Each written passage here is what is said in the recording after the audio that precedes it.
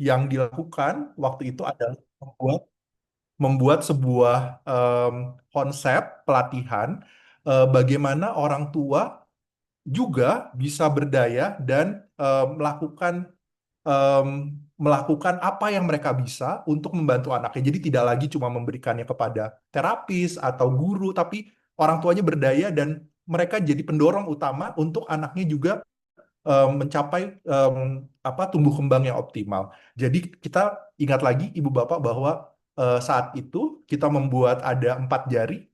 Ada yang pertama itu tentang orang tua yang berdaya dan tangguh. Terus yang kedua tentang anak yang berkembang secara optimal, tumbuh kembangnya optimal. Yang ketiga tentang penggunaan alat bantu yang sesuai dengan kebutuhan anaknya. Dan yang keempat itu tentang bekerja sama dengan profesional. Jadi semua ini merupakan dorongan dari pemerintah Indonesia melalui Kementerian Pendidikan Dasar dan Menengah dan juga Bank Dunia untuk dapat mendorong orang tua menjadi berdaya dan tangguh menggunakan teknologi asistif atau teknologi bantu dengan mudah. Selanjutnya, Kartika.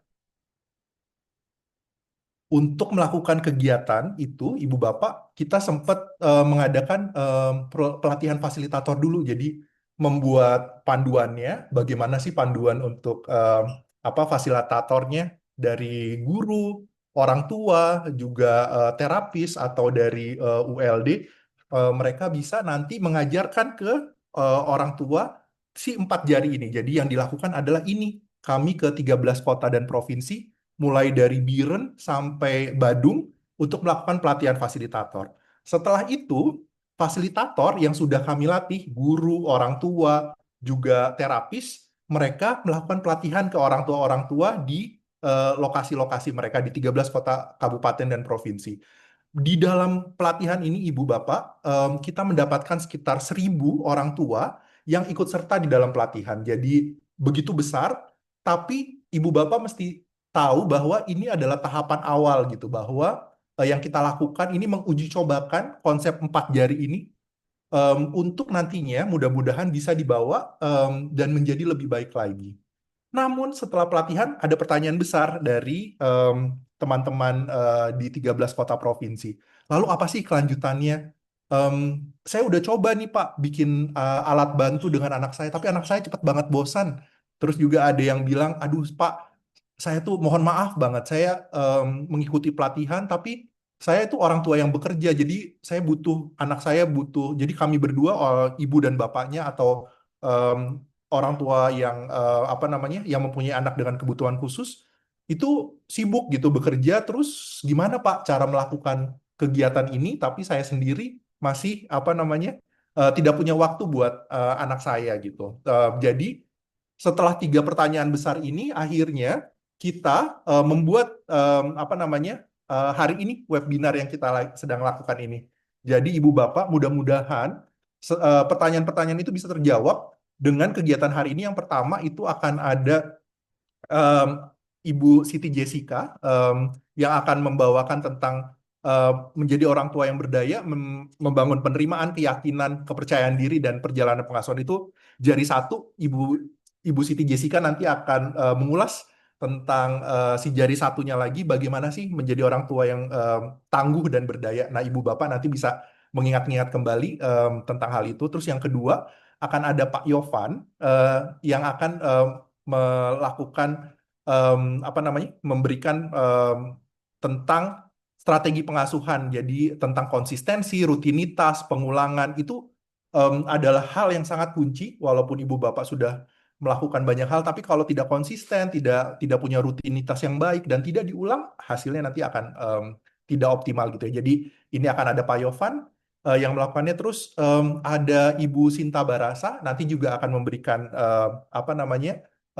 memberikan materi tentang orang tua yang waktunya terbatas nih, apa sih strategi yang bisa dilakukan gitu. Itu kan pertanyaan besar juga. Nanti Ibu Sinta akan memberikan itu. Terus yang keempat ada Ibu Fitri dari Makassar. Ibu Fitri ini dia adalah orang tua yang memiliki anak berkebutuhan khusus dan membuat sebuah komunitas. Jadi apa sih setelah ini apa yang bisa dilakukan? Nah, Ibu Fitri akan berbagi tentang pengalamannya dengan komunitas yang Ibu Fitri buat dengan teman-teman di Makassar. Selanjutnya, em, Bapak Ibu, kami juga melakukan apa namanya sharing video. Jadi kami mendapatkan video-video orang tua yang melakukan apa em, video-video orang tua yang melakukan kegiatan dengan anaknya, membuat teknologi membuat alat bantu. Nanti kita akan mengumumkan 5 orang pemenang yang mendapatkan hadiah yang kita sebutkan. Terus kita juga akan melakukan peluncuran website orangtuaberdaya.com. Nah, website ini nantinya akan bisa diakses oleh ibu dan bapak. Nanti Steven akan memberikan cara bagaimana sih kalau ibu bapak mau butuh alat bantu yang tepat guna buat anaknya, cari di website ini gimana caranya. Selanjutnya, Kak. Nah, em, ibu bapak selamat belajar bersama. Silahkan gunakan Q&A. Jadi di bawah ibu bapak itu ada untuk pertanyaan, dan kalau ada pertanyaan hal yang penting untuk ditanyakan bisa menggunakan tombol Q&A ini. Nanti kami akan mencoba menjawabnya gitu. Kami akan mengumpulkan terus akan mencoba menjawabnya. Tapi mudah-mudahan semua pertanyaan-pertanyaan besar setelah pelatihan yang ibu bapak laksanakan itu bisa terjawab di kegiatan ini. Yang eh, dari saya sekian. Terima kasih banyak sekali lagi sudah mau hadir. Saya sekarang akan memberikan ke Ibu Siti Jessica. Ibu Siti Jessica ini adalah seorang psikolog pendidikan dan juga praktisi yang banyak menangani anak berkebutuhan khusus. Silakan Ibu Siti. Oke, makasih Pak Iqbal. Oke, Assalamualaikum warahmatullahi wabarakatuh. Selamat sore Bapak Ibu semua yang dari berbagai daerah di Indonesia ya. Hari ini saya ucapkan selamat datang kembali ini. Saya diminta oleh Bapak Iqbal untuk share sedikit tentang membangun penerimaan, keyakinan, kepercayaan diri dalam pengasuhan anak berkebutuhan khusus. Ya, oke. Next, Kak.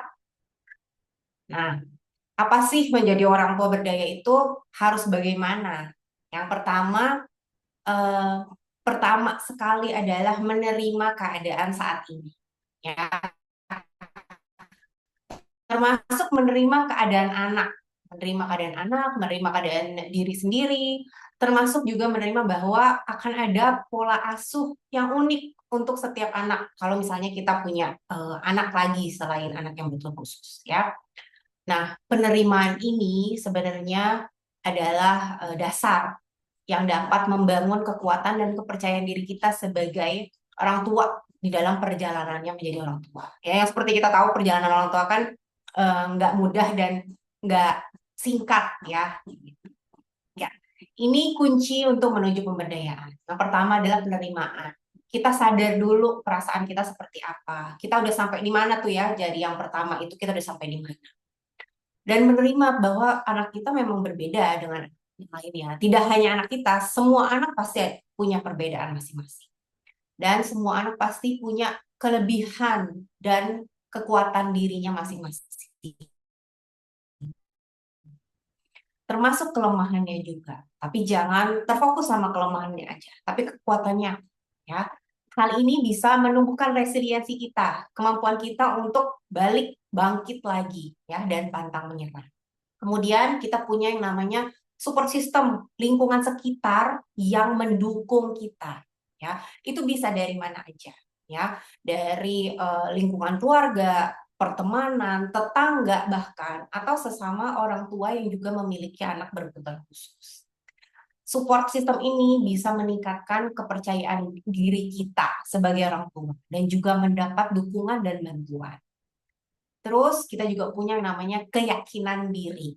Ya, kita sebagai orang tua harus yakin bahwa kita sudah dititipi anak berkebutuhan khusus, artinya kita mampu, kita sudah sesuai dengan posisi ini. Tinggal kita memperkaya diri, cari target yang sesuai. Uh, Rayakan keberhasilan anak atau keberhasilan diri kita tuh sekecil apapun. Kita harus tahu itu, kita harus acknowledge itu. Kemudian membangun kepercayaan diri kita. Kasih kalimat positif untuk diri kita setiap harinya. Ya, menambah kemampuan, pengetahuan yang baru tentang anak kita, tentang pola asuh yang baru, tentang strategi yang baru, termasuk seperti workshop hari ini. Ya, Hal itu untuk menumbuhkan harga diri kita dan kepercayaan diri kita sebagai orang tua. Next, Kak. Nah, setiap keluarga itu punya cerita sendiri. Meskipun kebutuhan khususnya sama, misalnya gitu ya, tapi tetap tidak bisa dibandingkan. Setiap anak punya keunikannya masing-masing, punya kelebihannya masing-masing, punya kelemahan dan kekurangannya juga masing-masing. Ya, derajatnya pun beda-beda. Jadi tidak bisa dibandingkan. Kita fokus aja sama keluarga kita sendiri. Next.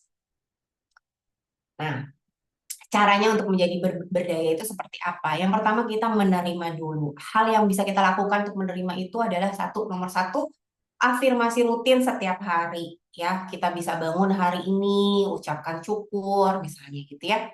Terus kemudian kita ada pertemuan rutin dengan lingkungan yang support kita itu atau grup yang mensupport kita itu ada pertemuan rutin.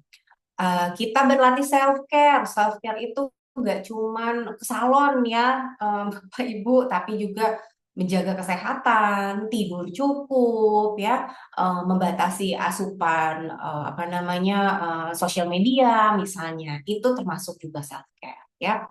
Terus kemudian ikut parenting workshop ya, yang namanya orang menjadi orang tua itu kita nggak punya sekolahnya. Jadi kita yang harus cari sendiri, termasuk dari workshop parenting. Seperti yang sudah sedang Bapak Ibu lakukan ini. Kemudian membuat target yang sesuai, yang achievable, baik buat diri kita dan juga anak kita. Jadi jangan buat target yang mengawang-awang gitu ya. Kita dikit-dikit targetnya, yang bisa kita raih. Kemudian sharing ilmu baru atau kita mencari tahu ilmu baru, kita sharing ilmu baru sama teman gitu ya, sebaliknya seperti itu. Dan merayakan keberhasilan kecil anak kita, sekecil apapun, tidak usah dibandingkan dengan anak yang lain. Tapi kita lihat aja anak kita itu berhasilnya di bagian yang mana. Dan kita bisa latihan reflective journal atau kita menulis jurnal setiap hari. Hari ini apa yang disyukuri, hari ini apa yang baik, hari ini apa yang sudah lebih bagus dari hari kemarin ya. Itu berlatih untuk melihat hal-hal kecil dari kehidupan kita sehari-hari yang patut kita syukuri. Next, Kak.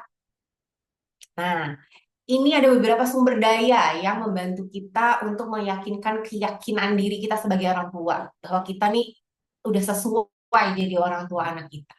Pertama, dukungan dari lingkungan terdekat, teman-teman kita, tetangga kita, saudara kita, sesama orang tua dengan anak berkebutuhan khusus gitu ya. Itu siapapun yang memberikan positif feedback buat kita, masukan positif buat kita, itu adalah support system kita, pendukung kita. Terus ikut pelatihan, ikut seminar, ikut pendidikan untuk orang tua, khususnya untuk orang tua anak berkebutuhan khusus misalnya, ya. Itu menambah keyakinan diri kita. Terus ikut grup komunitas, nggak hanya harus yang offline gitu ya, yang online pun bisa lewat WhatsApp group misalnya, ya. Atau kita pergunakan layanan konseling profesional. Nggak harus berbayar, bisa juga yang dari BPJS pun ada. Ya, ada psikolog keluarga kalau kita orang tua yang butuh untuk bercerita. Atau psikolog tumbuh kembang untuk anak kita misalnya. Atau juga dokter anak tumbuh kembang. Ya, biasanya di BPJS atau di pusat-pusat kesehatan di kota-kota itu pasti ada. Itu kita gunakan ya. Jadi gunanya untuk makin membuat kita makin berdaya. Nah, ini balik lagi yang membuat kita berdaya tadi yang pertama adalah kita sadar dulu keunikan, hambatan kita, tantangan kita apa.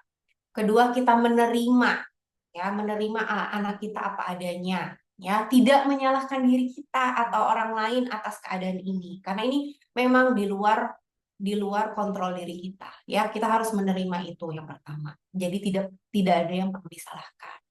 Yang kedua adalah action, kita ambil melaksanakan apa nih, target selanjutnya apa, strateginya yang cocok untuk anak kita apa, ya. Kalau nggak cocok cari lagi, ya. Tidak perlu berlama-lama untuk misalnya jadi menyerah, jangan. Kita bangkit lagi, ya. Kita cari lagi, itu normal, itu wajar. Next, Kak. Nah, Tadi baik lagi nih ya, menerima gitu ya, karena menyadari penerimaan itu poin penting untuk membuat kita maju ke depan. Untuk kita cari bangun komunitas, cari orang-orang yang mirip sama kita, cari orang-orang yang saling dukung ya. Terus cari tahu informasi apa yang terbaru, karena bisa jadi informasinya itu selalu berkembang, ya strateginya berkembang. Dan rayakan kemajuan anak kita sekecil apapun, nggak perlu bandingin sama anak yang lain, ya. Terus fokus sama kekuatan anak kita. Betul, setiap manusia pasti apa ya diberikan sama Tuhan itu tidak hanya kelemahan tapi juga kekuatan. Itu yang kita cari. Kekuatan anak kita apa? Kekuatan diri kita pun apa, ya. Jadi pasti berbeda dengan orang yang lainnya. Dan dukungan dari komunitas itu penting. Kita minta bantuan, kita delegasi tugas, atau kita membicarakan emosi kita, perasaan kita itu dari dukungan sekitar, dari dukungan komunitas sekitar. Karena kita itu ya manusia sosial, pasti membutuhkan orang lain. Jadi wajar kita kalau butuh bantuan, ya. Nah, ini salah satu tips untuk meningkatkan kepercayaan diri orang tua. Tadi rayakan kemenangan kecil setiap harinya, sekecil apapun. Misalnya dia mau makan hari ini, misalnya dia tadinya nggak mau coba, sekarang mau coba, gitu ya. Sekecil apapun dirayakan, ya, karena itu usaha kita. Berbagi perasaan, pikiran, keluhan sama orang yang kita percaya. Misalnya siapa? Suami, teman, teman dekat, psikolog, ya. Dan prioritaskan self care kita dulu nih yang sehat mentalnya, ya. Kita perlu istirahat, kita istirahat dulu. Kita makan yang sehat, kita olahraga yang teratur, karena kekuatan diri kita itu kita duluan yang perlu, baru anak. Dan puji diri kita sendiri atas usaha yang dilakukan setiap hari. Wajib, wajib itu, karena itu adalah menghargai usaha kita sendiri, ya. Dan jangan pernah menyerah. Capek itu wajar, manusiawi, kita manusia, ya. Gak apa-apa istirahat dulu, nanti coba lagi. Gitu. Hal dari aku itu aja. Terima kasih banyak atas usaha para orang tua setiap harinya. Terima kasih dengan tidak menyerah. Semoga sharing hari ini dapat dipergunakan dengan baik. Silakan Kak Iqbal. Terima kasih banyak Ibu Siti Jessica. Sekarang saya mau mengenalkan kepada Bapak Yovan. Pak Yovan ini adalah founder dari Total My Learning. Em, Pak Yovan juga yang membantu Total My Learning adalah yang membantu untuk membuat buku panduan yang Ibu Bapak sekarang pegang, buku panduan untuk anak-anak. Pak Yovan, kami persilakan, silakan Pak. Ya, terima kasih Pak Iqbal. Assalamualaikum warahmatullahi wabarakatuh. Selamat sore ayah bunda sekalian. Mohon maaf kalau sekiranya nanti sinyal saya putus sambung karena saya posisinya sekarang sedang ada di eh, apa ya namanya ini ya, di sawah, sedang memberikan atau sedang memfasilitasi terapi di alam ya untuk anak-anak autis gitu ya, untuk anak-anak berkebutuhan khusus. Jadi dari saya singkat saja Bapak Ibu, saya ada beberapa slide yang akan saya sampaikan. Namun pada esensinya, silakan Bu Kartika. Iya, esensinya yang mau saya sampaikan adalah bahwa Bapak Ibu yang atau para peserta itu adalah orang tua dan sebagai orang tua kehadiran Bapak Ibu di dalam forum ini sudah pasti mengindikasikan nomor satu Bapak Ibu adalah orang dewasa yang bertanggung jawab. Nomor dua Bapak Ibu adalah orang tua yang sayang dengan anaknya terlepas dari kondisi eh, kebutuhan khusus daripada anaknya. Dengan demikian, saya memiliki keyakinan bahwa sebenarnya secara instinktif Bapak Ibu pasti ingin memberikan yang terbaik kepada anak Bapak dan Ibu, tentu dalam kapasitas Bapak dan Ibu masing-masing seperti itu. Nah, saya cuma mau menyampaikan bahwa terapi ketika ketika anak Bapak dan Ibu itu memiliki kebutuhan khusus, katakan itu adalah ASD atau autisme gitu ya. Itu adalah bukan sesuatu yang kemudian bisa ditolak atau kemudian sesuatu yang bisa ditarik mundur atau disesali. Melainkan sama seperti yang tadi disampaikan oleh Ibu Jessica sampaikan, yaitu adalah hal yang pertama yang saya ingin Bapak dan Ibu ketahui itu adalah bahwa di dalam Bapak dan Ibu ada kekuatan yang maha dahsyat namanya persepsi. Persepsi Bapak dan Ibu tentang autisme itu perlu di adjust disesuaikan lagi gitu ya, bahwa bukan lagi melihat dia sebagai sesuatu yang harus diperbaiki, bukan lagi melihat dia sebagai suatu penyakit karena pada kenyataannya itu bukan penyakit, melainkan adalah sesuatu yang harus dikembangkan. Jadi kita harus mengembangkan dia setiap hari, setiap saat, terlepas dari kondisi ekonomi Bapak dan Ibu sekalian. Autisme tidak melihat SES, social economic status, nggak melihat apakah Bapak dan Ibu punya uang atau Bapak Ibu tidak punya uang, tidak punya pendanaan, tidak punya fasilitas gitu ya. Tapi tugas kita sebagai seorang dewasa yang bertanggung jawab itu adalah mengembangkan individu baru yang datang ke muka bumi ini terlepas dari kondisinya untuk mencapai potensi maksimumnya. Dan hal itu nggak ada kaitannya dengan apakah Bapak dan Ibu punya uang atau tidak punya uang. Kita bisa melakukannya seperti sesederhana di rumah. Karena anak belajar dari rutinitas bukan dari kemewahan. Kenapa harus belajar di rumah? Karena nomor satu artiannya adalah tolong jangan terjebak pada alat-alat. Terapi yang saya lakukan ini real benar-benar di alam. Kami nggak ada ayunan yang pakai tombol yang bisa jalan sendiri. Tidak ada AC di sini. Sebenarnya benar-benar berada pada lingkungan yang mentah, benar-benar tanah yang merah, benar-benar lumpur, benar-benar hewan. Bahkan saya bersama ternak saat ini ya. Yes. Jadi kita bisa melakukan semua hal yang ada di rumah bisa digunakan sebagai perangkat untuk terapi. Pesan yang mau saya sampaikan, jangan terfokus kepada sarana, tapi fokuskan kepada intensi. Intensi dari Bapak dan Ibu. Ya, lanjut Bu. Nomor 2 itu adalah bahwa aktivitas di rumah, tentu Bapak dan Ibu ingin menciptakan anak yang berfungsi. Kata kuncinya adalah berfungsi, bukan normal. Jadi hilangkan kosakata normal, berfungsi. Dengan demikian setiap aktivitas terapi hendaknya fungsional. Jadi artinya harus berdasarkan fungsi. Fungsi yang harus disampaikan. Fungsi itu apa? Kalau seumpamanya kita berfokus pada nilai, tapi dia kemudian nggak bisa nyendok nasi, berarti ada yang salah dengan fungsi terapi kita.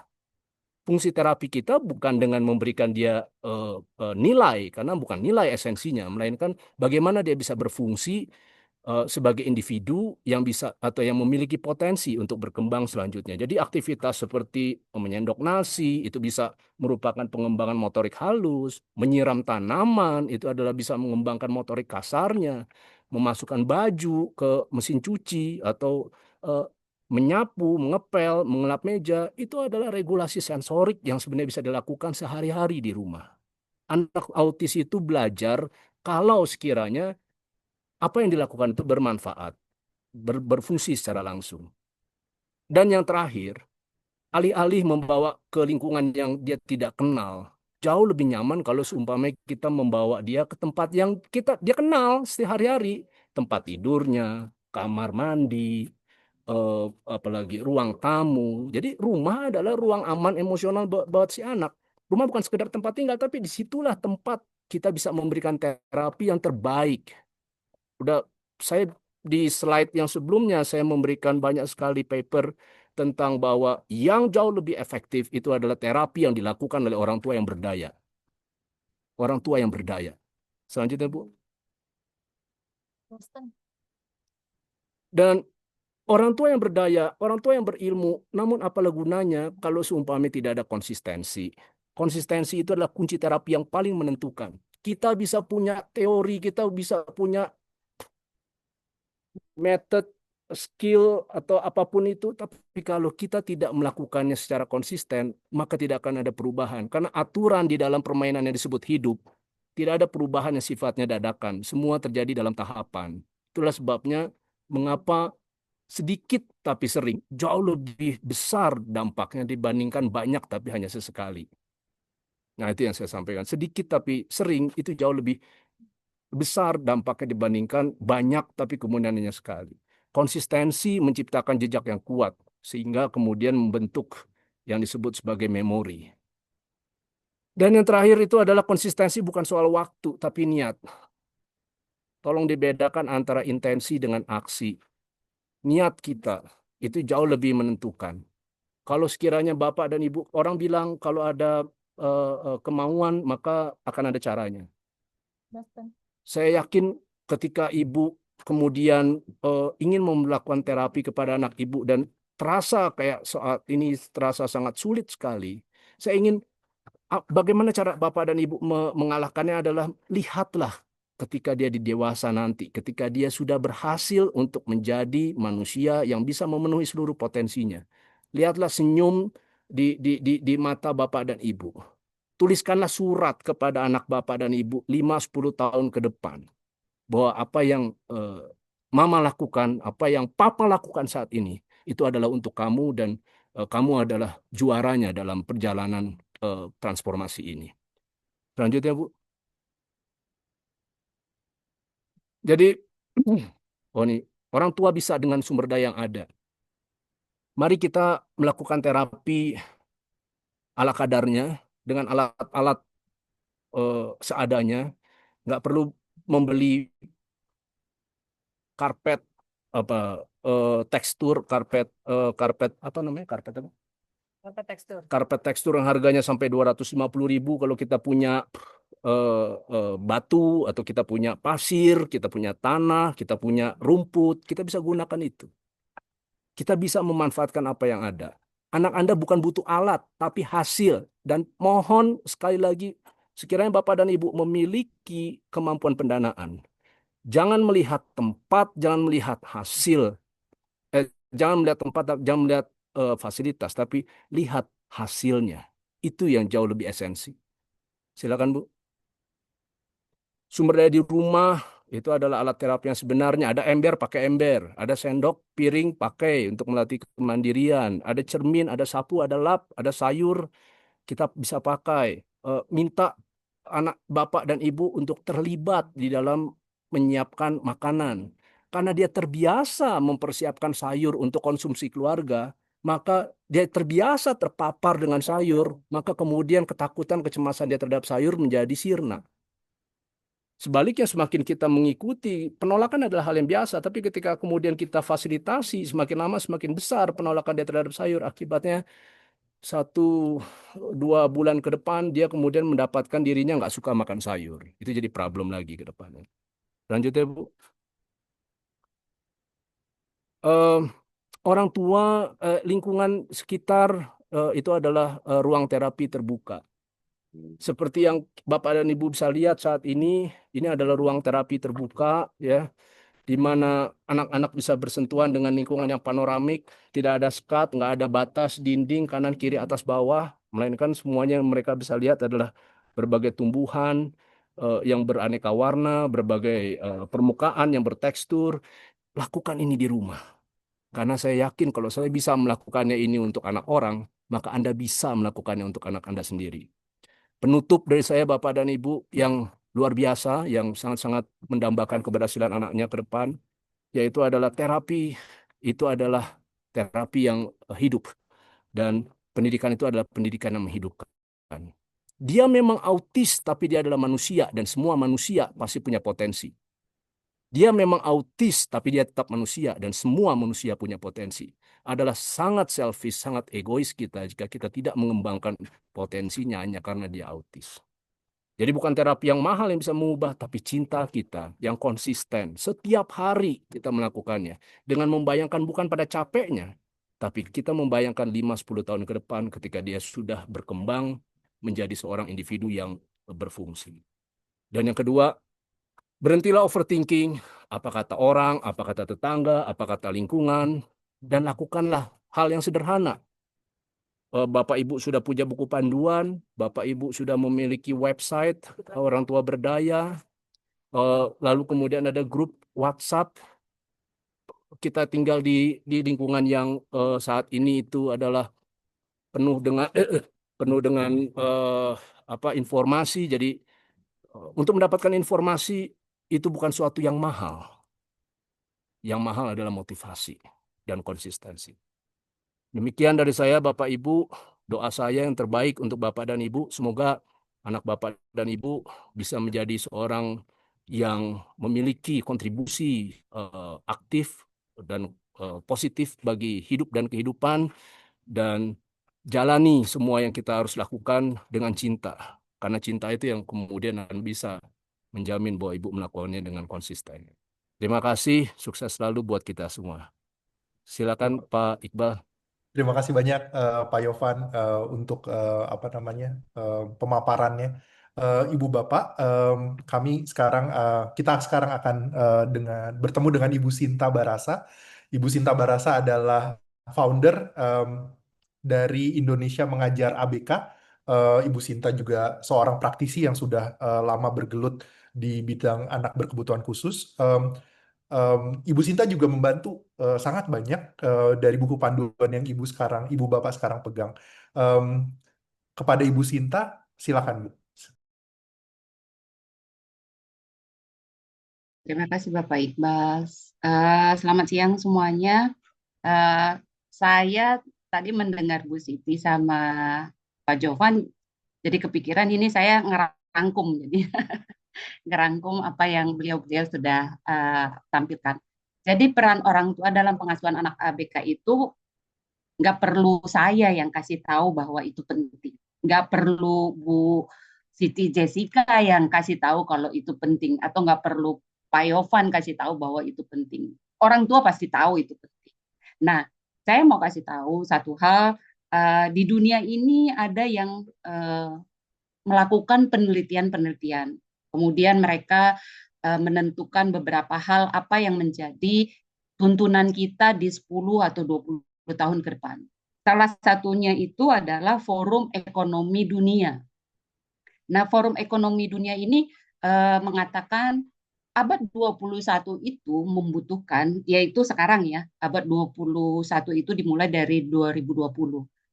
Sekarang 2025. Berarti sekarang itu dibutuhkan orang-orang yang punya critical thinking, kemampuan berpikir kritis, kemampuan untuk kreativitas, kemampuan leadership, bisa memimpin, kemampuan untuk membuat penyelesaian masalah, kemampuan untuk mengelola satu kelompok, kemampuan itu yang dibutuhkan.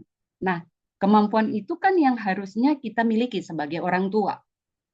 Apalagi anak kita yang 10-20 tahun ke depan lagi. Bagaimana kita bisa mengasuh mereka untuk menjadi orang-orang yang diprediksikan akan dibutuhkan di masa depan.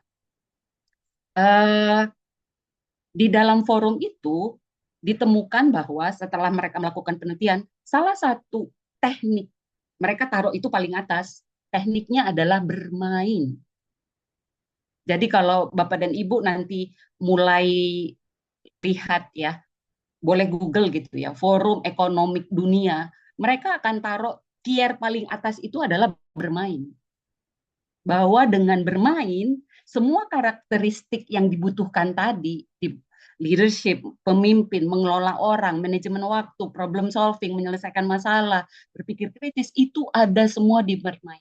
Siapa nih yang angkatan saya tahun 70 main masak-masakan, mikir, saya masak pakai apa ya? Daun yang mana ya yang cocok? Yang mana yang akan mirip dengan mimian? Yang mana yang akan cocok untuk jadi sesuatu? Nah, itu yang kemampuan yang dibutuhkan. Karena apa sekarang? Serba instan dong, serba instan akhirnya kita nggak pernah lagi main. Kayak kata Pak Yovan, kembali lagi ke rootnya kita, ke akarnya kita, yaitu ke alam gitu ya. Jangan sampai permainan saya tahun 70 sekarang bayarannya mahal. Untuk bisa hiking bayar per orangnya 150 dan 250, padahal dulu tuh harusnya enggak gitu ya. Tapi untuk kita yang ada di kota, hal itu memang harus difasilitasi ya. Nah, di sini yang berikutnya kita harus tahu karakteristik orang tua. Orang tua itu laki-laki dan perempuan. Itu udah karakteristik yang berbeda banget. Artinya orang ini juga datang dari background yang sangat berbeda. Latar belakang yang berbeda. Latar belakang mazhab agama. Let's say mereka sama-sama Kristen, sama-sama Islam, tapi mazhabnya mungkin berbeda gitu ya, cara pandang terhadap agamanya berbeda. Kemudian cara pandang terhadap kesukuannya berbeda. Cara pandang dia terhadap pola asuhnya berbeda. Hal-hal yang berbeda itu menjadikan dia sebagai individu. Dia jadi individu nih. Dia udah punya persepsi kalau ada sesuatu, kayak kata Pak Yovan tadi ya, persepsi ini bahaya banget. Kalau misalnya ada satu hal gitu ya, kemudian dia berpikir, oh ini salah. Nah, salah itu datang dari latar belakang dia ini, latar belakang budaya, agama, pendidikan, pola asuh, dan lain sebagainya. Kebayang nggak dua orang yang berbeda latar belakang ini jadi satu? Nah, ini nih butuh sesuatu yang mendamaikan. Lagi-lagi Pak Yovan bilangnya apa? Cinta. Kita butuh cinta di sini. Nah, untuk mendatangkan cinta kita harus menghadirkan siapa? Sang Khalik. Saya sudah mengajar dari tahun 2000. Saya tidak menemukan satu keluarga pun yang sukses kalau tidak melibatkan Tuhan secara spiritual. Gitu ya. Tuhan itu harus hadir, betul-betul hadir, bukan secara ritual tapi spiritual. Gimana saya mengimani sesuatu tersebut? Karena ketika kita bahas kompetensi orang ini secara tenaga, waktu, ilmu, uang, dan power membuat keputusan, itu butuh kehadiran orang ketiga yang apa ya, yang bisa mendamaikan kita gitu. Nah, ayah dengan latar belakang berbeda, ibu dengan latar belakang berbeda, harus ngobrolin tenaganya. Kita kalau ngomongin tenaga itu nggak bisa ya. Saya ngeluarin 10, kamu 10. Nah, balik lagi persepsi siapa nih 10-10 gitu. Gitu ya. Kemudian kalau kita mau ini jadi selesai, maka kita harus bagi. Kita kenalin apa yang menjadi kekuatan si ayah, apa yang menjadi kekuatan si ibu. Ini tadi udah banyak juga dibicarakan sama Ibu Jessica ya. Kita bagi nih. Caranya gimana? Si ayah atau si ibu berdua ambil kertas lembar. Ya, ambil kertas lembar, kemudian tulis. Menurut saya, kemampuan, misalnya saya sebagai istri, menurut saya kemampuan ayah apa? Kemampuan ibu apa? Ditulis. Yang ayah dan ibu ditulis. Habis itu tukeran. Tukeran. Oh, ternyata istri saya selama ini ngelihat kemampuan saya di sini. Dan kelebihan saya di sini, gitu. Kekurangan saya di sini. Itu yang harus dibicarakan. Kalau sulit ya, beberapa orang tua kan punya karakter sulit untuk menulis, lakukan saat doa malam. Mau tidur, doa, berdua, tapi saling mendoakan. Ya Tuhan, saya ingin suami saya bla bla bla bla bla bla, supaya dia bla bla bla bla gitu ya.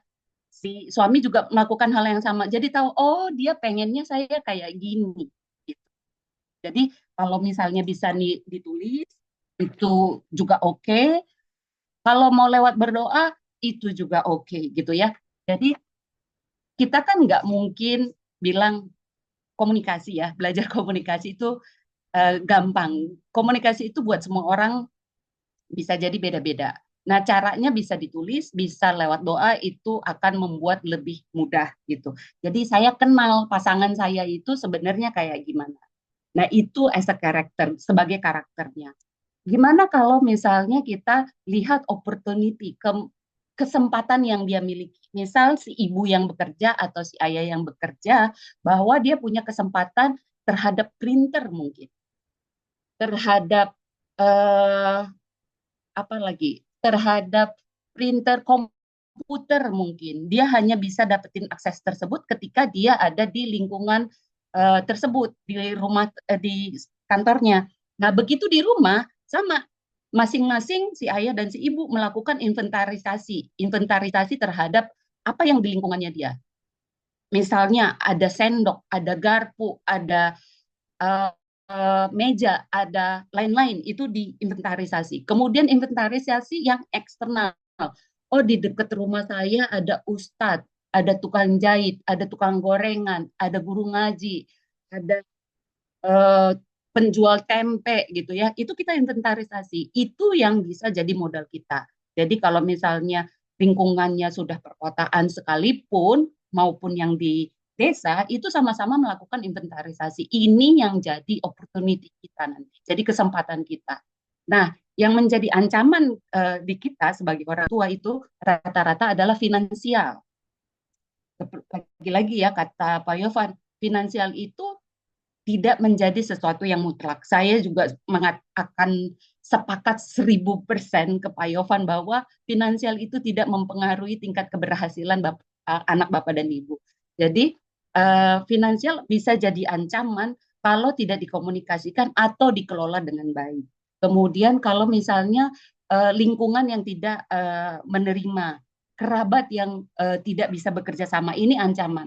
Ingat satu hal, ya, ingat satu hal. Ancaman gagalan adalah sebuah data yang bisa kita kelola untuk menghasilkan produk yang baru. Jadi ancaman dan kegagalan itu adalah sesuatu bukan menakutkan. Menakutkan kalau kita tidak tahu apa-apa. Tapi kalau kita jadikan data, kita tahu, oh saya tahu nih data saya. Kita nggak perlu takut gitu. Dan kalaupun kita takut, jadikan itu gas, kan itu bensin kita untuk lebih semangat lagi gitu, untuk bisa gimana sih memecahkan masalah ini gitu. Ya, jadi kalau misalnya kita sudah udah tahu nih kekuatan, kelemahan, kesempatan yang dimiliki orang per orang, kemudian kita juga tahu kelemahannya orang tersebut, barulah kita bisa berbagi peran. Kita nggak akan bisa berbagi peran kalau nggak kenal orang tersebut. Kita bisa aja tidur 24 jam, 356 hari dengan orang tersebut. Pada dasarnya kita nggak kenal gitu. Nah, gimana caranya kita kenal? Ya lewat komunikasi tadi gitu. Kita komunikasiin, kita lihat bareng-bareng. Baru bisa berbagi peran. Nah, ketika kita berbagi peran itu nggak kayak timbangan harus sama persis ya. Karena bisa jadi si ayahnya berperan sebagai orang yang mengisi finansial, si ibunya di bagian pengajaran. Atau sebaliknya, ada juga sekarang bapak-bapak yang ada di rumah. Dan itu nggak apa-apa. Kemudian bisa jadi dia punya cara berpikir yang lebih cepat, yang sini berpikir lebih lambat. Itu nggak apa-apa. Bagi peran itu berdasarkan kemampuan orang tersebut. Karena yang namanya adil itu nggak sama dengan penglihatan manusia gitu. Itu kenapa dari awal sekali kemampuan kita secara spiritual itu jauh lebih penting gitu ya. Jadi ada yang namanya kemampuan spiritual, kemampuan emosional, kemampuan berpikir. Jadi kalau ibu-ibu atau bapak berpikir bahwa oh saya nggak bakalan bisa jadi terapis nih, saya nggak akan mampu jadi terapis nih karena saya nggak pinter, itu salah. Kemampuan spiritual, kemampuan emosional, kemampuan berpikir. Yang dua di atas yang akan menentukan apakah kita akan sukses menangani anak atau tidak. Nah, setelah kita tahu peran kita masing-masing, baru kita bisa menjalankan peran kita. Nah, di situ tertulis ya, spiritual, kesehatan fisik, dan kesehatan mental. Jadi paling atas itu adalah kemampuan secara spiritual, kemampuan secara emosional, dan kemampuan intelijensi. Kemampuan spiritual ini bisa dibangun. Nggak ada orang lahir dengan kemampuan spiritualnya langsung tok 1000, nggak ada. Itu bisa dilatih. Caranya apa? Bu Jessica tadi sudah sebut. Selalu mengucap syukur. Buat jurnal syukur. Ibu-ibu harus punya buku jurnal syukur. Ditulis jurnal syukurnya. Hari ini saya bersyukur bisa makan gorengan dan nggak gatel-gatel. Hari ini saya bersyukur bertemu teman lama saya. Hari ini saya bersyukur nyium wangi melati yang lama saya nggak cium. Hitung berkatmu satu persatu dari hal yang kecil. Karena kalau kita bisa hitung itu dan kita berfokus di situ, maka kita akan memunculkan motivasi dan harapan. Kalau kita berfokus, aduh gorengan saya nggak laku lagi, aduh anak saya nggak nurut lagi, maka kita senang, dalam tanda kutip, senang dengan kesusahannya kita. Jangan-jangan kesusahan kita itu hadir karena kita senang ngulang-ngulang di pikiran kita senang mikirinnya terus-terusan.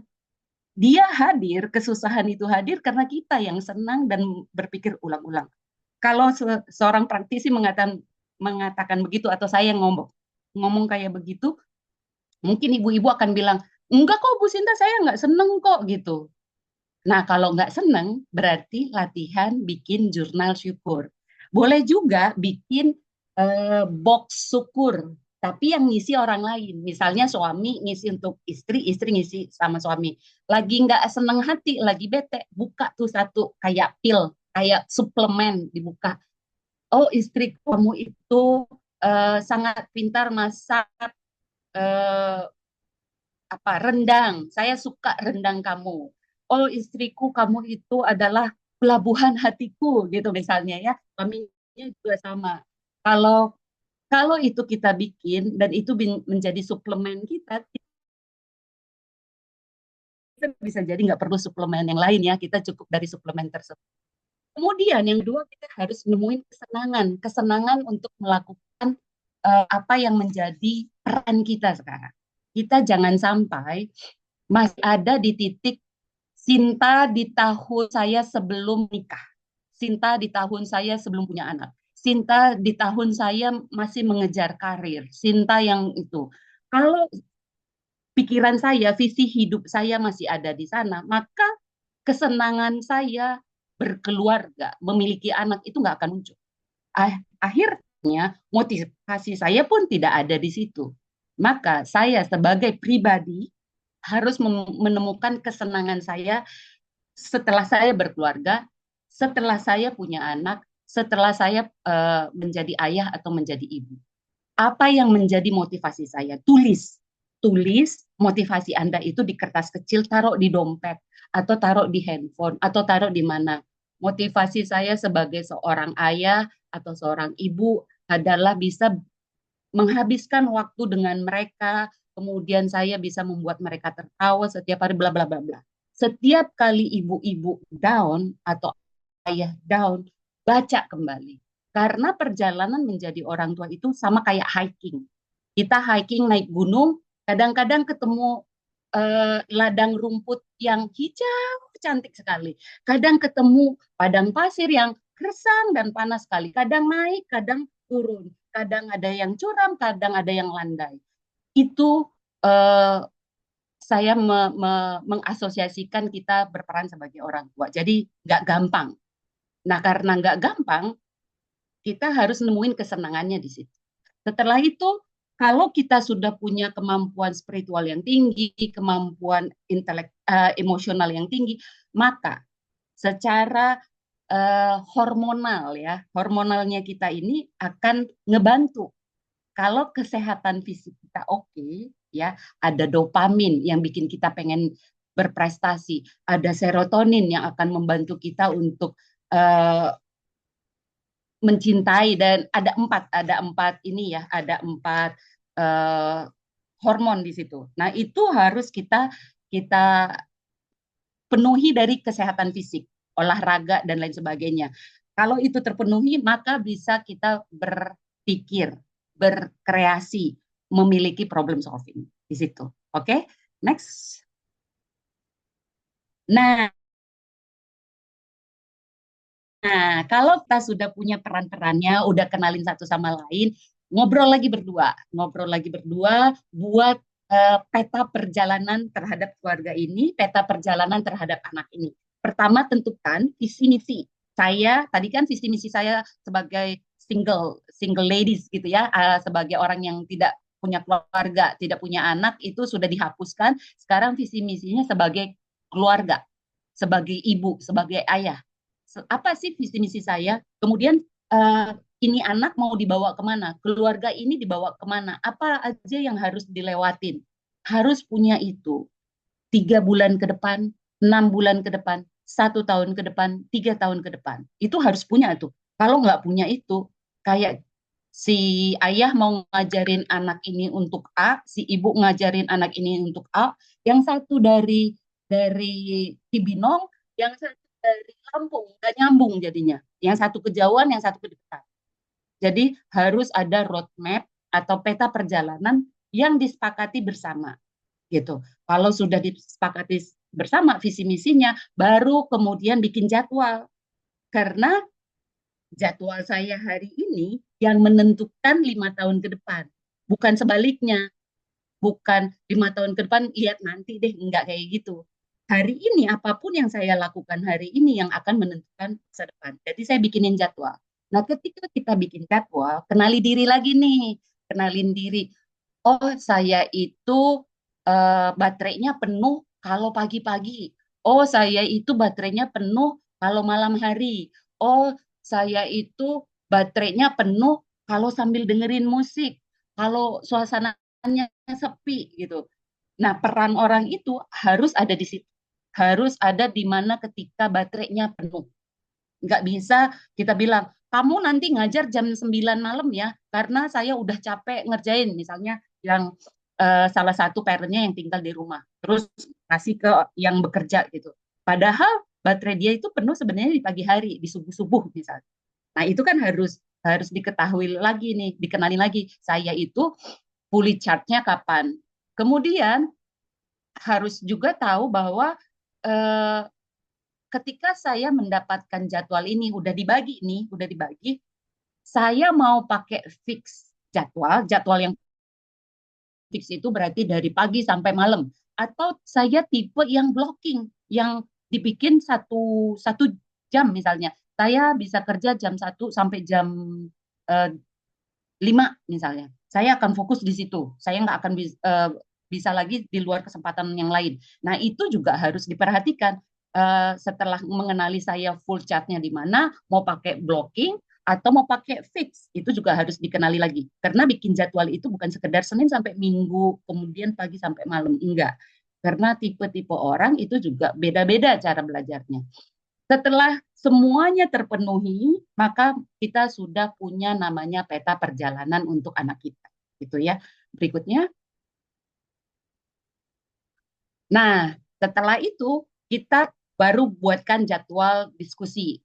Apakah setiap minggu, apakah setiap eh, sebulan sekali, 3 bulan sekali, apakah kita harus melibatkan orang lain, psikolog, guru, terapis, guru ngaji, atau orang tua masing-masing dari orang tua tersebut gitu ya, apakah akan dilibatkan atau tidak. Itu kan perlu dipikirkan juga. Nah, kalau teman-teman perhatikan dari semua tulisan saya, yang paling gede itu konsisten.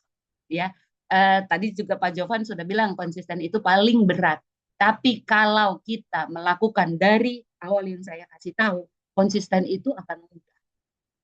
Karena kita melibatkan Tuhan, kita melibatkan cinta kasih, kita melibatkan kemampuan emosi kita. Jadi nggak lihat lagi suaminya itu sebagai persepsi tertentu atau melihat istri sebagai persepsi tertentu, tapi kita sudah melibatkan Tuhan dan cinta di situ. Oke, jadi konsistensi itu bukan sesuatu yang sulit, tapi sesuatu yang mudah. Ingat, bingkai kata kita sebagai sesuatu yang akan menjadi doa yang akan dikabulkan. Oke, itu saja. Terima kasih.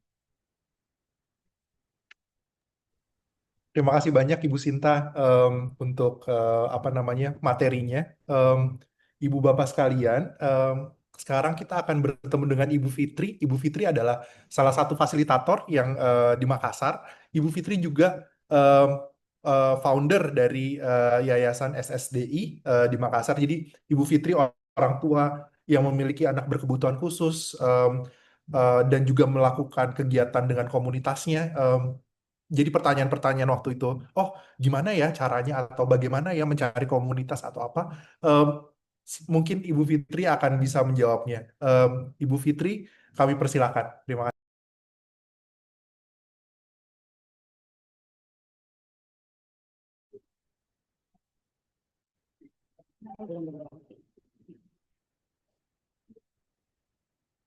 Halo, Iya Ibu, sudah iya, terdengar. baik, Yes. ya, baik. Terima kasih Pak Iqbal, terima kasih narasumber sebelumnya, semuanya hebat-hebat dan sangat menginspirasi. Eh, di kesempatan ini, saya mungkin akan menjadi storyteller ya.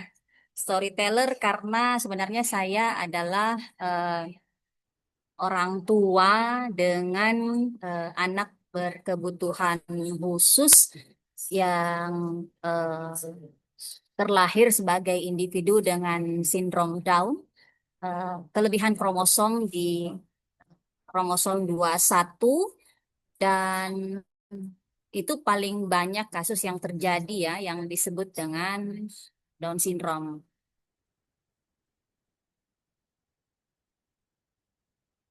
Bisa dilanjutkan slide-nya, Mbak? Ya, baik. Jadi anak saya yang pertama anak saya yang pertama terlahir sebagai individu dengan sindrom Down, dengan Down syndrome, dan saya adalah orang yang pernah diperhadapkan dengan banyak hal. Karena ini anak pertama dan di keluarga tidak ada riwayat yang sama, sehingga eh, ketika dia lahir, saya diperhadapkan dengan hal-hal bingung, kemudian takut, stigma keluarga dan orang dekat. Saya pun sempat mempertanyakan dan menyalahkan diri saya ya, dan saya sempat mempertanyakan Tuhan. Kemudian saya juga diperhadapkan dengan situasi finansial yang berbeda, karena pada saat diketahui bahwa Naila dilahirkan dengan keadaan sindrom Down, banyak sekali informasi mengenai bagaimana cara merawat dan apa yang harus kami siapkan secara medis di tingkat awal ataupun pada tahap awal gitu. Kalaupun saya berbicara di hadapan Bapak Ibu sekalian, mungkin karena saya kemudian banyak berpikir dan merenung, apakah saya berharap pada orang lain terhadap perkembangan dan pertumbuhan anak saya gitu. Tapi ternyata eh, dalam perjalanannya saya menemukan banyak hal yang eh, yang yang baru ya. Dan saya merasa bahwa dalam perjalanan saya di sekarang usia Naila di 14 tahun, eh, ternyata saya sedang dihadapkan dengan sesuatu yang Tuhan siapkan begitu indah. Jadi saya membahasakannya sebagai ketika eh, Bapak Ibu dititipkan anak dengan kebutuhan khusus, maka sebenarnya eh, kita diperhadapkan dengan eh, sesuatu di mana kita harus menemukan energi baru. Dan mungkin atas dasar energi itu, eh, saya kemudian berani mengambil alih apa ya, keping tidak semuanya, karena eh, Naila tetap saya sekolahkan di sekolah inklusi, dan juga eh, tetap saya eh, terapi. Tetapi pada awal dia lahir di 2 tahun pertama itu, saya ingat sekali itu perjalanan yang cukup berat, karena saya tidak memasukkan ke tempat terapi. Saya fokus pada pemeriksaan medis, di mana saya berpikir bahwa selesai dulu nih semua medisnya, baru kemudian saya bergerak untuk selanjutnya, apakah di terapi atau tidak. Tetapi yang saya lakukan adalah pendampingan dari rumah, meskipun tetap sekolah pada saat sekolah pada umumnya, dan hal-hal yang saya lakukan semuanya adalah melanjutkan melanjutkan apa yang saya baca, apa yang saya dapatkan misalnya dari gurunya gitu. Jadi eh, menjadikan hal-hal yang saya lakukan ya secara rutin. Tadi bahasanya Pak Yovan, bahasanya Ibu Jessica, bahasanya Ibu Sinta itu adalah konsistensi. Apa sih konsistensi itu? Konsistensi itu bukan sesuatu yang mudah dilaksanakan. Mudah diucapkan, tapi belum tentu kita mudah untuk melaksanakannya. Konsisten itu berarti kita rutin melakukan. Dan rutin melakukan itu bukan berarti sesuatu yang tanpa celah. Tapi kita tahu bahwa kita harus melakukannya secara reguler, secara selalu, meskipun ada celah di mana ada waktu yang kita memang nggak bisa selalu bertemu dengan anak. Jadi pada saat pelatihan kemarin pun saya memberitahukan kepada semua peserta bahwa konsistensi itu harus dipaksakan. Tidak perlu terlalu lama, tetapi Bapak Ibu yakin akan kembali lagi melakukan hal yang sama atau melakukan hal yang baru misalnya dengan metode yang sama untuk menerapkan pendidikan dan menerapi dari rumah gitu. Nah, perjalanan saya kemudian eh, menyertai Naila itu bukan hal yang mudah.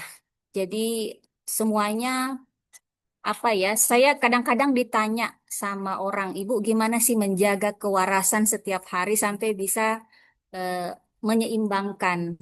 Karena dulu saya bekerja di kantor dari 8 ke 5 sore, kadang-kadang juga eh, agak lembur, tetapi yang saya lakukan misalnya dalam 20 menit setelah saya pulang kantor, saya bertemu dengan Naila, kemudian membaca buku cerita, ataupun di akhir pekan saya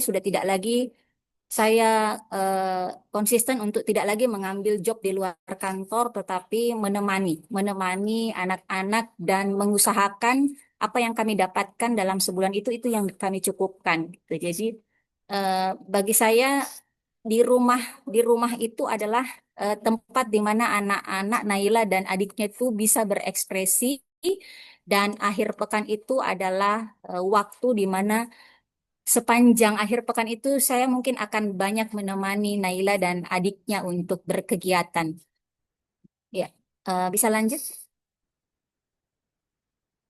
Nah, eh, akhirnya saya memberanikan diri karena saya berpikir bahwa apa yang saya lakukan mungkin tidak akan memberikan efek atau pengaruh ketika saya tidak mengajak orang lain. Meskipun pada awalnya yayasan yang eh, saya dan beberapa orang teman itu dirikan itu hanya berbentuk komunitas biasa, dari sering ngumpul-ngumpul ya, sering ngumpul-ngumpul, makan sama-sama gitu, dan apa ya, kegiatannya itu sangat-sangat sederhana di awal. Jadi misalnya kami punya program bisik atau bincang asik. Dalam sebulan atau dalam 2 bulan ada kegiatan itu. Kemudian ada flyer yang kami juga share di sosmed kami sehingga eh, berlari kencang seperti sekarang.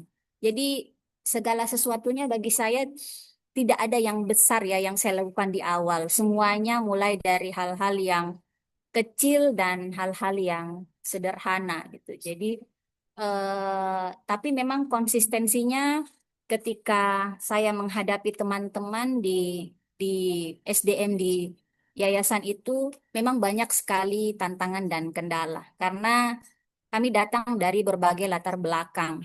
Ada yang ibu-ibu yang sama sekali belum pernah bekerja, kemudian tidak punya manajerial, atau misalnya ada ibu-ibu yang sangat sibuk tapi mau menjadi pengurus gitu. Jadi semuanya itu saya coba ramu dan apa akhirnya berjalan seperti sekarang. Ini bisa dilihat di IG-nya kami, tapi bagi saya begini, ketika kita membersamai orang-orang yang sevisi dengan kita, maka disitulah energi baru itu muncul. Mungkin pun tidak banyak orang, karena eh, kita tidak perlu memaksakan orang untuk percaya atau mendukung kita. Tapi teman-teman yang berada di sekitar kita, yang loyal kepada kita, itulah modal kita sebenarnya. Dan eh, sampai saat ini, yayasan yang kami dirikan itu tetap berkegiatan. Jadi setiap di awal tahun kami lakukan perencanaan kegiatan, meskipun eh, banyak yang bolong, tetapi tetap aja berjalan karena saya pikir apa yang ada di hadapan kita itulah yang kita selesaikan, gitu ya. Apa yang ada di depan kita, apa yang bisa menjadi modal di depan kita, itulah yang kita selesaikan. Dan menurut saya pada akhirnya kita semuanya tidak berlomba menjadi orang tua yang paling sempurna, tetapi kita harus menjadi orang tua yang atau pribadi yang lebih baik dari hari kemarin. Jadi bagi saya kuncinya adalah mengembangkan diri sendiri, kemudian menularkan hal-hal yang positif, mulai dari hal-hal yang sederhana dan kecil, tapi dia konsisten dan dia rutin, itu akan menjadi hal yang luar biasa. Saya pikir itu yang bisa saya sharing di hari ini, Pak Iqbal dan Bapak Ibu sekalian. Terima kasih atas kesempatannya. Assalamualaikum warahmatullahi wabarakatuh. Waalaikumsalam warahmatullahi wabarakatuh. Kami yang terima kasih banyak Bu Fitri sudah mau berbagi hal yang personal kepada teman-teman. Jadi Ibu Bapak pertanyaan-pertanyaan yang Ibu Bapak miliki boleh lagi-lagi saya mau ajak Ibu Bapak untuk lihat ada kolom Q&A di bawah yang Ibu Bapak bisa tuliskan. Nanti kami usahakan untuk bisa menjawab pertanyaan-pertanyaan yang Ibu Bapak punyai gitu ya. Em, kita sekarang akan mengumumkan terlebih dahulu lomba, bukan lomba, video sharing. Kami mendapatkan banyak sekali video yang sudah Ibu Bapak kirimkan kepada kami. Em, Lanjut Kartika, untuk yang mendapatkan em, juara yang kelima itu adalah video terpilih yang kelima itu adalah Ibu Resti dari Jawa Barat. Ibu Resti kalau ada nanti tolong di WhatsApp nomornya kepada kami. Terus yang keempat, silakan Kak. Itu ada Ibu Ulfa Fajriah dari Biren. Em, Selamat Ibu Ulfa. Video terpilih ketiga, silakan Kak. Ada Ibu Indah Dwi Prihaningrum dari Jakarta Timur. Sekarang video terpilih kedua. Ada Ibu Adila Sari dari Makassar. Em, Video terpilih yang pertama, Kar, kami ucapkan selamat kepada Ibu Niluh Kiki dari Badung. Em, Ibu-ibu sekalian, ibu bapak sekalian, video yang dikirimkan kepada kami itu sangat luar biasa. Kami sangat terinspirasi begitu melihat video-videonya. Selamat kepada video-video yang sudah terpilih ini. Tim kami akan menghubungi ibu bapak sekalian. Izinkan saya untuk memutarkan video terpilih yang pertama dari Ibu Niluh. Em,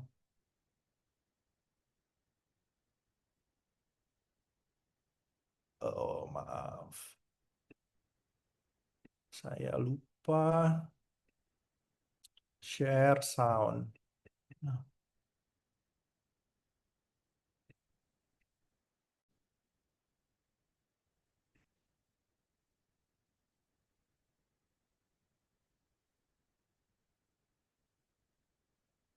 Nah, semoga Ibu Bapak bisa mendengar suaranya.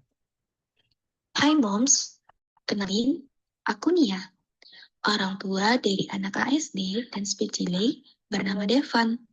Aku belajar bahwa setiap kata, setiap ekspresi, setiap respon kecil adalah sebuah pencapaian besar. Anakku tidak banyak bicara, tapi dia bisa menunjukkan warna yang ia rasa.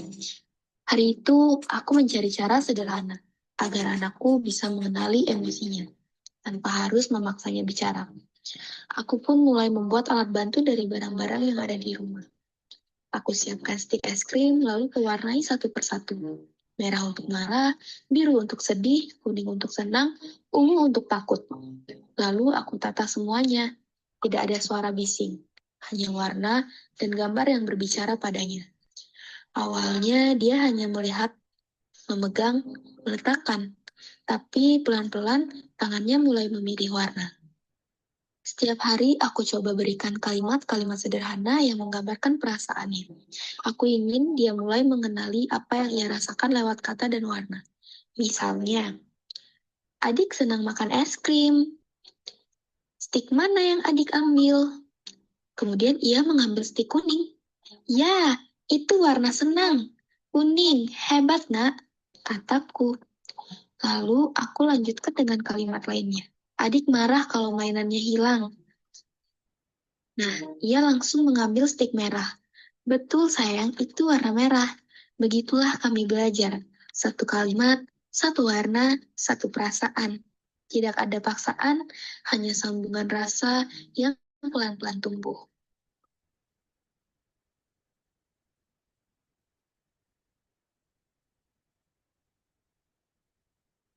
Terima kasih. Saya ucapkan selamat kepada Ibu Niluh Kiki dari Badung. Videonya indah sekali. Dan kami juga eh, sangat bersyukur Ibu Bapak yang sudah mencoba alat bantu di rumah dengan anak-anaknya. Semoga ini juga bisa menginspirasi. Nanti video-video yang terpilih akan ada di website. Saya sekarang akan berikan ke Steven untuk Ibu Bapak bisa lihat tentang website Orang Tua Berdaya. Silakan. Terima kasih banyak Ibe dan selamat sore semua. Bisa lihat screen saya, Iqbal? Bisa lihat. Oke, terima kasih. Jadi ya ini kita masih ada sedikit waktu. Jadi saya mau mengenalin website Pojok Orang Tua Berdaya ini. Um, dan mungkin bisa menunjukkan beberapa halaman yang semoga menarik dan membantu. Jadi ini website ini orangtuaberdaya.com. Ini website yang kami buat sebagai pendamping untuk program pelatihan ini dan sebagai sesuatu juga yang bisa hidup setelah program ini selesai. Sebagai salah satu sumber informasi untuk orang tua APK, memang tidak lengkap informasi dan materi yang ada di website ini, tapi kami harap paling tidak bisa jadi seperti pojok atau titik awal untuk membantu dalam cari informasi dan materi yang dapat membantu orang tua dan anak ABK dan sebagai pengingat juga tentang konten dari buku panduan pelatihan kemarin. Jadi ini adalah halaman utama website atau beranda dan bisa melihat di sini bahwa ada kayak 6 topik utama.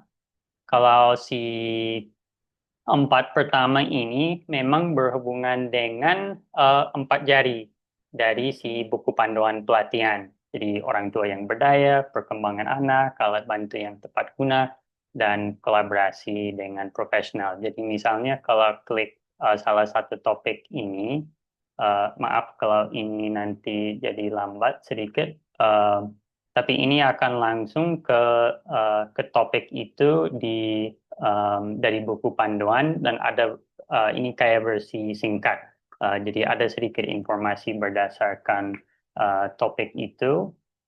Jadi lagi-lagi sebagai pengingat dari pengetahuan yang ada di buku panduan, sama dari itu si 2 topik terakhir ada contoh alat bantu di mana bisa langsung melihat beberapa materi dan alat bantu lain ke halaman itu dan juga ada halaman yang langsung bisa melihat.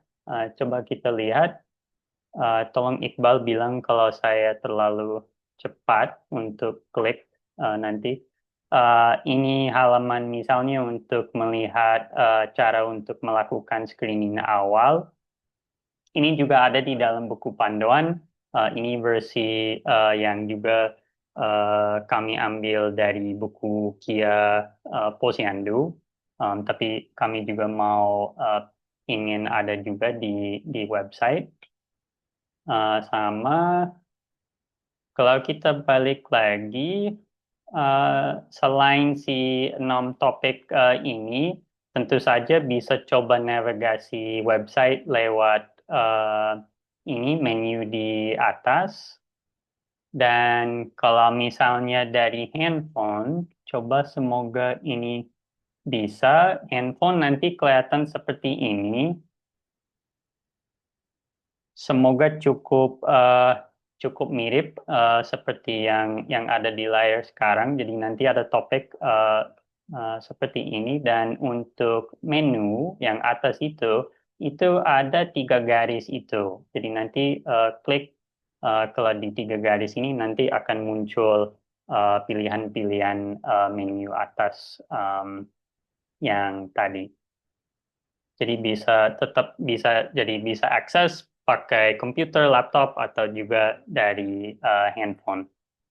Jadi mari coba kita lihat kalau misalnya kita ke halaman materi dan alat bantu. Jadi ini ada beberapa cara untuk mencari atau melihat materi yang ada di website kami ini.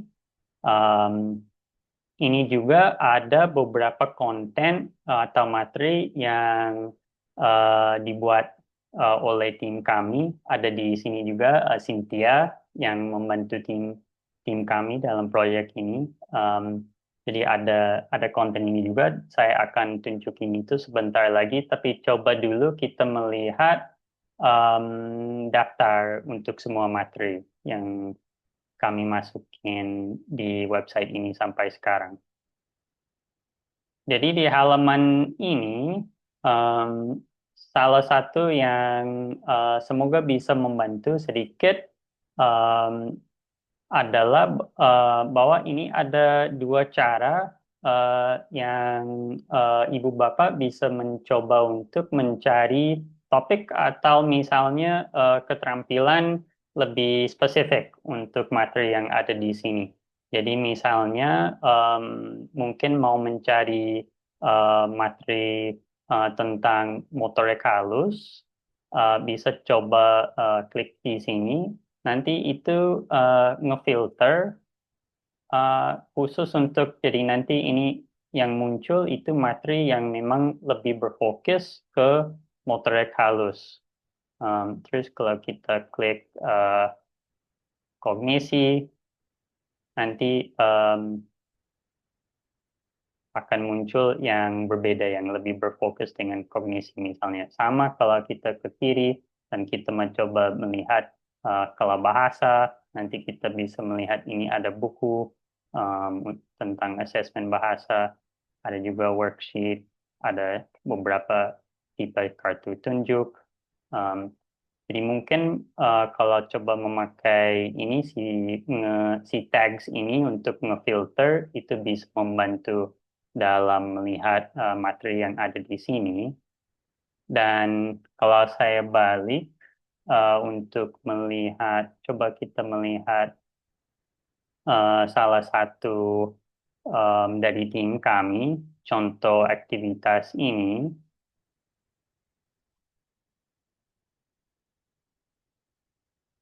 Ini kalau sebenarnya ini juga ada di belakang sebagai appendix di buku panduan kemarin.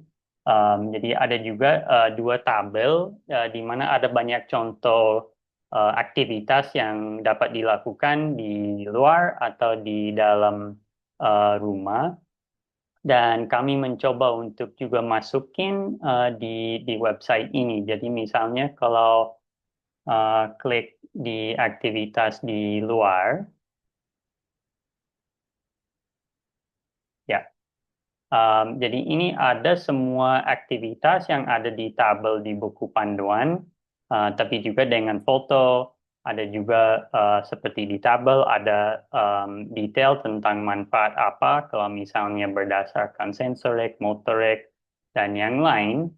Dan seperti halaman yang tadi, bisa juga ngefilter berdasarkan tags tentang manfaat sensorik, motorik, atau kognitif.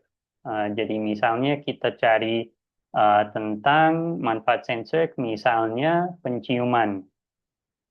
Nanti bisa langsung melihat, oke, aktivitas yang mana yang mungkin lebih berfokus ke manfaat sensorik yang seperti itu. Atau kita bisa balik, kita bisa coba untuk manfaat motorik, coba kita lihat misalnya koordinasi mata tangan.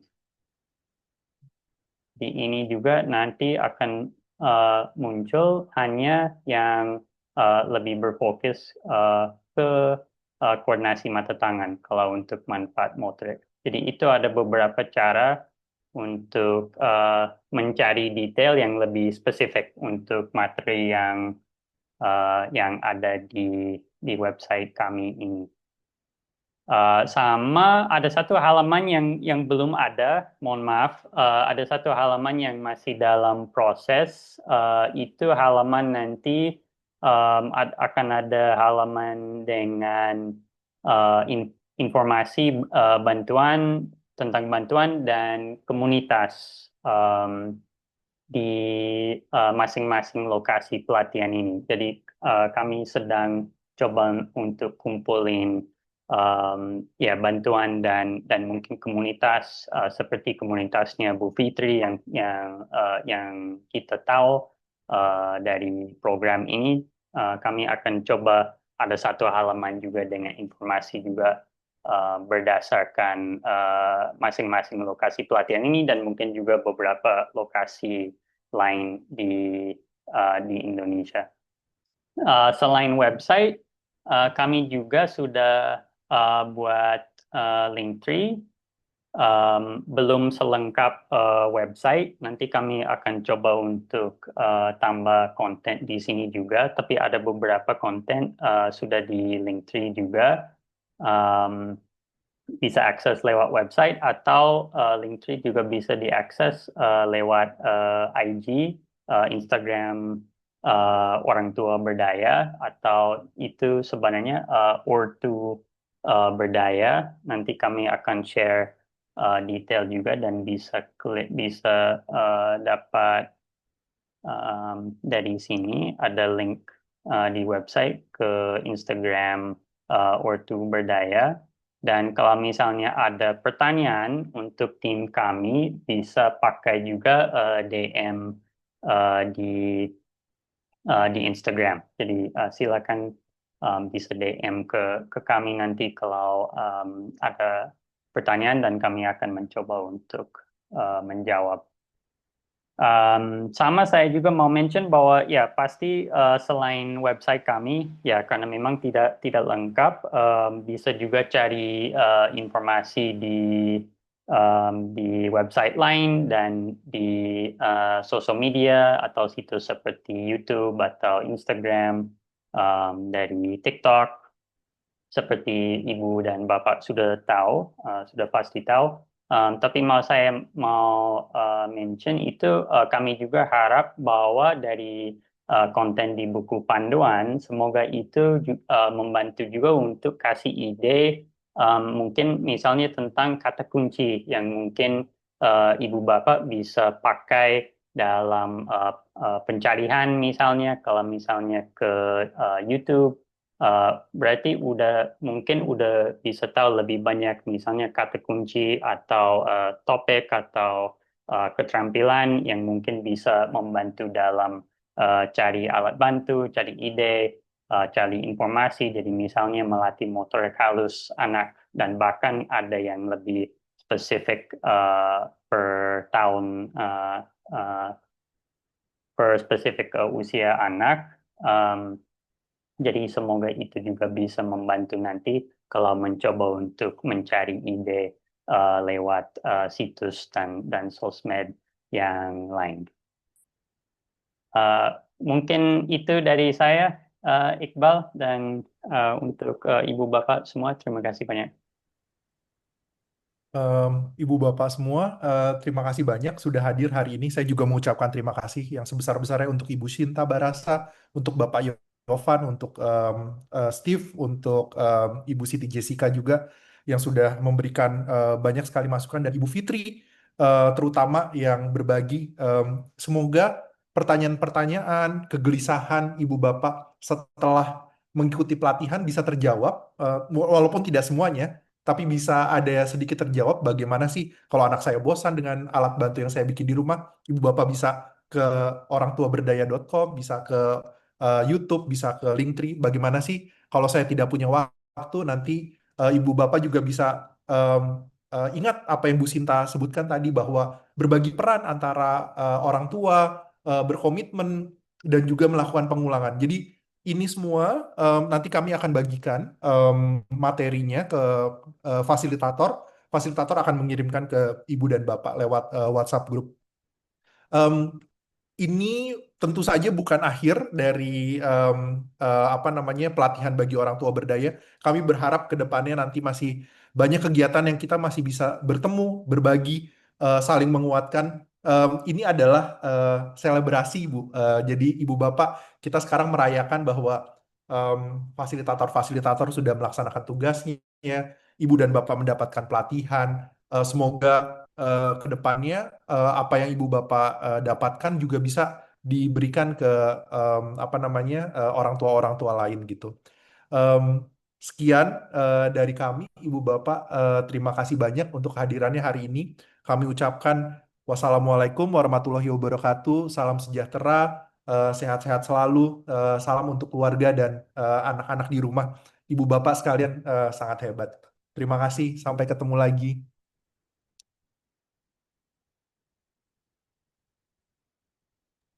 Sampai jumpa. Terima kasih. Salam dari Makassar.